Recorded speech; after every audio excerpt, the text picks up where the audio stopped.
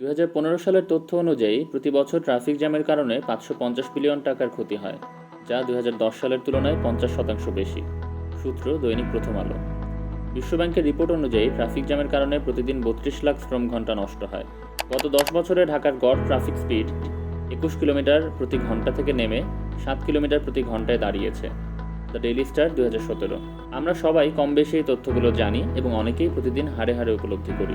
এই সমস্যা সমাধানের জন্য কিছু পদ্ধতি অবলম্বন করা যেতে পারে, যেমন স্কুল জোন গঠন, প্রধান সড়কে পিক অ্যান্ড ড্রপ নয়, রাস্তায় গাড়ি পার্ক করা যাবে না, রাস্তার পাশের অস্থায়ী দোকান সরিয়ে দখল হয়ে যাওয়া রাস্তা পুনরুদ্ধার, ইন্টারসেকশন লাগোয়া বাস স্টপ নয়, বাসের জন্য স্টপেজ নির্ধারণ, উল্টো পথ পরিহার করুন, পুলিশের মাধ্যমে ট্রাফিক সিগন্যাল না দিয়ে ট্রাফিক কন্ট্রোল ডিভাইস ব্যবহার করা, ক্যামেরা স্থাপন এবং তদারকি, পাবলিক ট্রান্সপোর্ট সিস্টেম।